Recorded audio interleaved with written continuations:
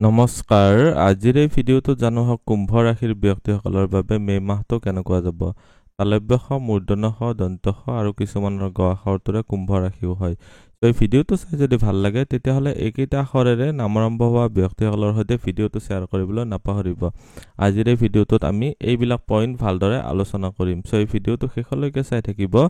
আপুনি যদি এতিয়ালৈকে মোৰ চেনেলটো সাবস্ক্ৰাইব কৰা নাই তেতিয়াহ'লে সাবস্ক্ৰাইব কৰি ল'ব আৰু ভৱিষ্যতে আপলোড কৰা ভিডিঅ'ৰ নটিফিকেশ্যন পাবৰ বাবে বেল আইকনটো চুই অল সিলেক্ট কৰি দিব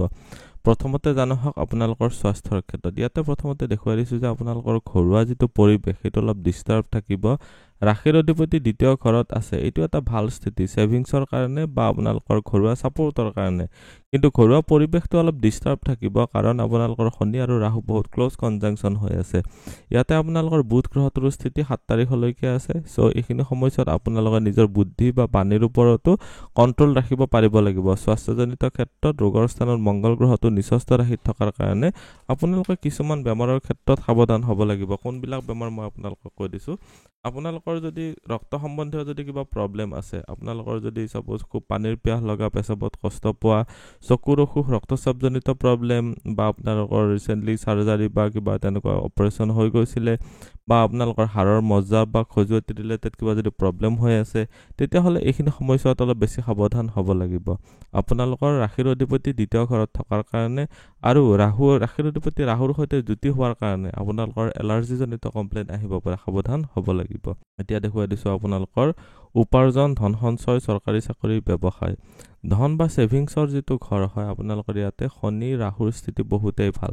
বৰ্তমান সময়ছোৱাত আপোনালোকে নিজৰ ইচ্ছামতে আপোনালোকে যিমানখিনি এক্সপেক্টেশন থাকে সিমানখিনি ধন বা ইনকামত বৃদ্ধি কৰিবলৈ পাৰিব আপোনালোকৰ ইনকামৰ ঘৰৰ মালিক হৈছে বৃহস্পতি চতুৰ্থ ঘৰত গৈ কিনে আপোনালোকৰ কৰ্মস্থানত দৃষ্টি দিছে আৰু বৃহস্পতি আপোনালোকৰ ধনস্থানৰ মালিক হয় সো বৰ্তমান সময়ছোৱাত মে মাহৰ 16 তাৰিখলৈকে বৃহস্পতি ইয়াতে স্থিতি থকাৰ কাৰণে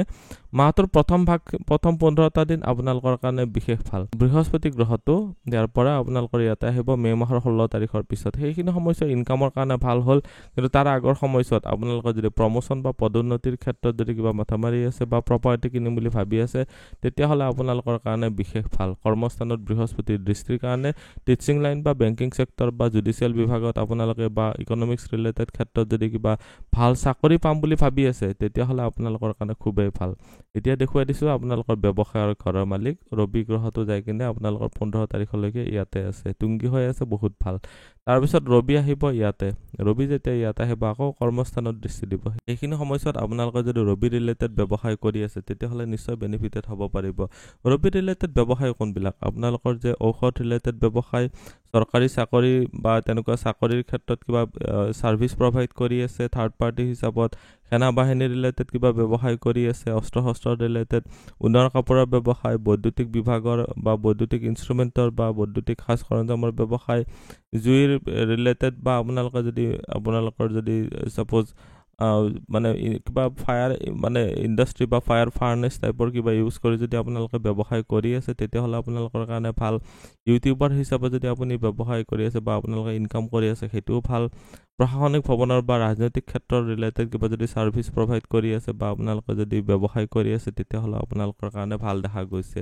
এইখিনি সময়ছোৱাত ব্যৱসায়ৰ ক্ষেত্ৰত বেয়া নহয় কাৰণ ৰবিৰ স্থিতি যথেষ্ট ভাল তৃতীয় ঘৰতো ৰবিয়ে শুভ প্ৰভাৱ দিব আৰু চতুৰ্থ ঘৰত যেতিয়া আহিব 15 তাৰিখৰ পিছত তেতিয়া শুভ প্ৰভাৱ দিব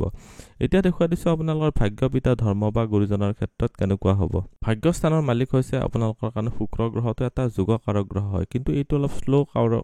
শ্লোনেছৰ কাৰক হয় আপোনালোকৰ কাৰণে শুক্ৰ গ্ৰহটো ঘৰুৱা ক্ষেত্ৰত গৈ আপোনালোকৰ ফেমিলিৰ সাপোৰ্টত এইখিনি সময়ত ভাগ্যোদয় হ'ব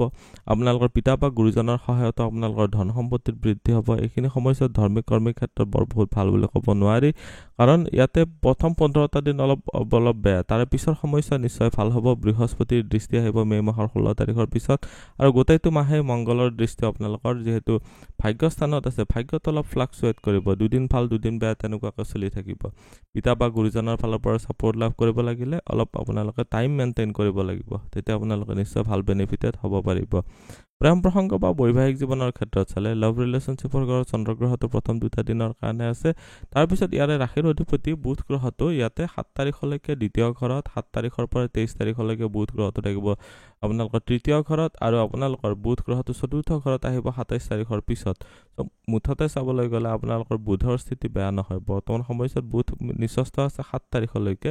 তো আপোনালোকৰ লাভ ৰিলেশ্যনশ্বিপৰ ক্ষেত্ৰত 7 তাৰিখলৈকে অলপ কনফিউজন বেছি ক্ৰিয়েট হ'ব।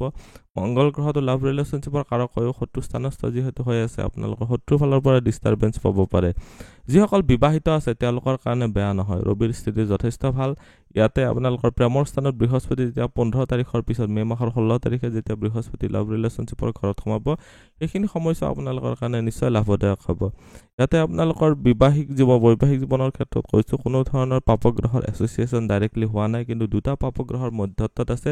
আপোনালোকৰ বৈবাহিক জীৱন। চ' কিছুমান বিৰক্তিকৰ আপোনালোকৰ পৰিৱেশৰ সৃষ্টি হ'ব পাৰে। নিজৰ লাইফ পাৰ্টনাৰ বা ব্যৱসায়িক সংগীৰ সৈতে মতবিৰোধ হ'ব পাৰে। চ' অলপ সাৱধানে আপোনালোকে ধৈৰ্য ধৰি চলিব। শিক্ষাৰ ক্ষেত্ৰত চালে সাধাৰণ শিক্ষা আৰু উচ্চ শিক্ষাৰ ক্ষেত্ৰত সাধাৰণ শিক্ষাৰ ঘৰত বৃহস্পতিৰ স্থিতি আৰু দৃষ্টি আছে মে' মাহৰ 16 তাৰিখলৈকে। মে' মাহৰ 16 তাৰিখৰ পিছত বৃহস্পতি উচ্চ শিক্ষা বা আপোনালোকৰ বুদ্ধিস্থানত যাব। চ' মুঠতে চাবলৈ গ'লে পঢ়া শুনাৰ ক্ষেত্ৰত ভাল। বৰ্তমান সময়ছোৱা আপোনালোকৰ মেমৰি শক্তি বহুত ভাল থাকিব। কেতুৰ দৃষ্টি অহাৰ কাৰণে আৰু শনি গ্ৰহটোৰ দৃষ্টি অহাৰ কাৰণে পঢ়া শুনাৰ ক্ষেত্ৰত অলপ বিৰক্তিৰ ভাৱ আহিব পাৰে। চ' জোৰ কৰি আপোনালোকে টাইম টেবুল বনাই পঢ়িব পাৰিলে আপোনালোকৰ কাৰণে বিশেষ ভাল হ'ব। বৰ্তমান সময়ছোৱাত আপোনালোকৰ কুম্ভ ৰাশিৰ ব্যক্তিসকলৰ বাবে গোটেই তোমাক কেনেকুৱা যাব, মে' মাহটো কেনেকুৱা যাব, গোটেইখিনি জানিলোঁ। ভিডিঅ'টো চাই কেনেকুৱা লাগিলে কমেণ্টত নিশ্চয় জনাব। আপুনিও যদি আপোনাৰ বিষয়ে জানিব বিচাৰে তেতিয়াহ'লে হোৱাটছএপত কণ্টেক্ট কৰিব পাৰে। ধন্যবাদ। এইটো ভিডিঅ'ত আগবঢ়োৱা জ্ঞানখিনিৰ পৰা যদি আনৰো উপকাৰ হ'ব ভাবে তেনেহ'লে বন্ধুবৰ্গ, আত্মীয় স্বজন আৰু চিনাকি মানুহৰ সৈতে শ্বেয়াৰো কৰিব। আপোনালোকে নেক্সট ভিডিঅ' কিহৰ ওপৰত চাব বিচাৰে কমেণ্টত জনাব। ধন্যবাদ।